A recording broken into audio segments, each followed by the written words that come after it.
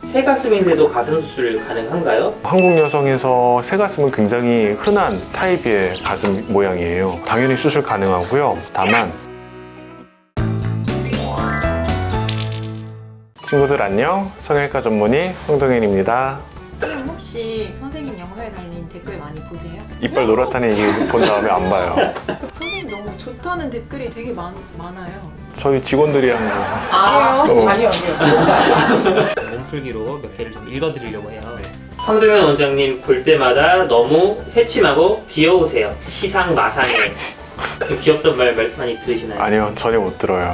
의사친에서 이렇게 화장도 잘 해주시고 그런 덕분입니다. 그리고 최근에 사이코지만 괜찮아라는 드라마에 네. 나오신 배우 이상인 닮았다는 말도 있었어요.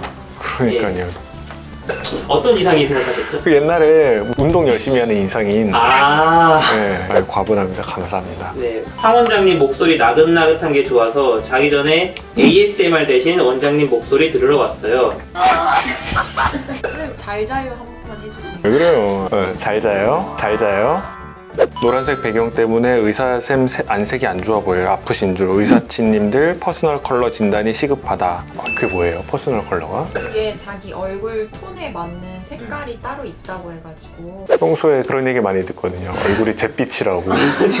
가슴 성형에 대해 사람들이 궁금하신 분들이 굉장히 많더라고요. 이 질문 댓글들이 많이 달려서 취업해 봤는데요.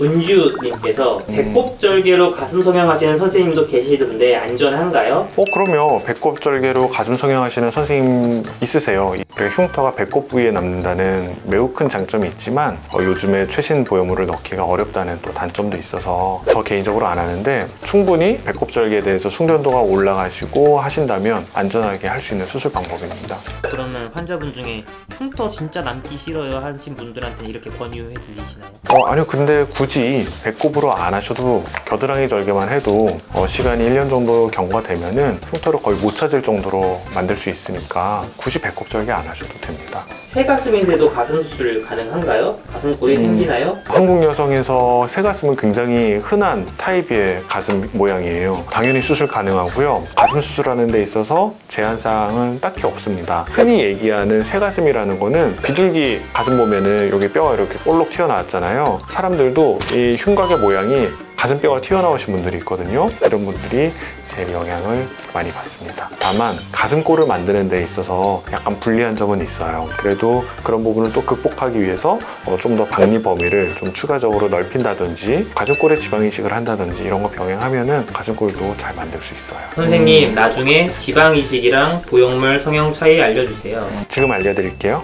가슴 지방 이식하면 제일 큰 장점은 보형물을 넣지 않아도 돼서 보형물과 관련된 부작용이 없다는 건데 가장 큰 단점은 수술 후 효과가 사람마다 천차만별이라는 데 있어요. 지방 이식을 하면 들어간 지방이 잘 내 것처럼 생착이 되는 과정을 거쳐야 되는데 이 생착에 영향을 미치는 게 생활 습관, 체질 요소, 영양 요소 굉장히 다양한 팩터가 있기 때문에 결과를 이제 확실하게 B컵이 된다, C컵이 된다 이거를 알 수가 없는 게 가장 큰 단점이에요. 물론 보형물을 사용을 하면 수술 후 결과는 어느 정도 보장이 되지만 부작용 가능성이 낮게나마 존재한다는 게 또 단점이 되는 거죠.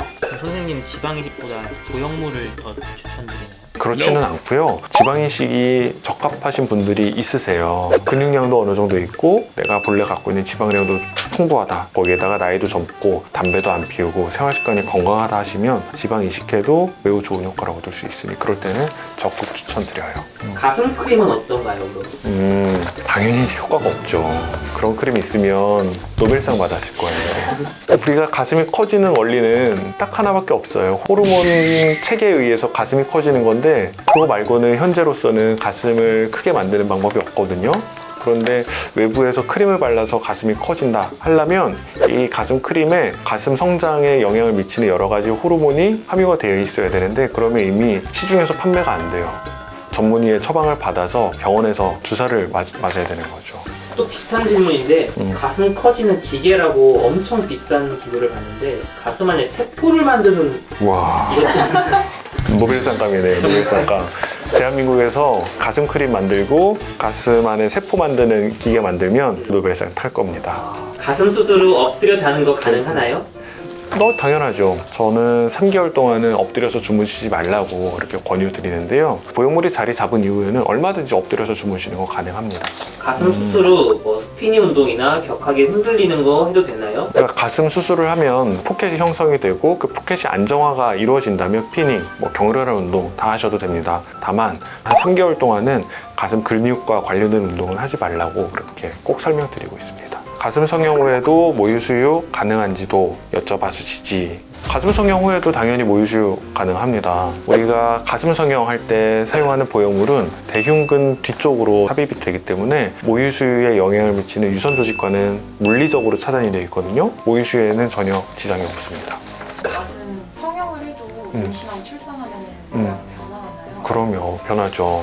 어떤 변화가 생기냐면 안에 있던 유선 조직의 분포가 달라져요. 위쪽 볼륨이 빠지고 아래쪽 볼륨으로 조금 약간 늘어나는 현상이 있고요. 피부가 한번 쫙 늘어났다가 다시 수축하는데 그 수축이 100% 이루어지지 않으니까 좀 처진 가슴도 같이 동반이 돼요. 가슴 수술하고 모유 수유는 가능하다고 하는 건 아는데요. 모유 수유에 있어서 더 힘든 점이 있나요? 더 힘든 점은 없어요. 전몸살을 말씀하셨는데 미리 전몸살을 경험한다고 보시면 되고 나중에 모유 수유도 조금 더 쉽게 할 수 있지 않으실까 개인적으로는 그렇게 생각합니다. 가슴 성형 수술 후 의료용 속옷은 언제까지 입는 게 좋을까요? 일반적으로는 한 달 동안은 24시간 동안 보정 속옷, 의료용 속옷을 착용하는 것을 추천을 드립니다. 목적은 이제 보형물이 들어가 있는 공간이 좀 불안정해요. 그렇기 때문에 이 공간이 안정되는 시기, 한 달 동안은 착용하는 것을 추천을 드립니다. 떡볶이 중독님, 어떻게 하죠? 귀에 중독되셔서. 알러지가 잘 생기는 체질이 구형 구축의 확률도 높을까요? 정답은 아닙니다.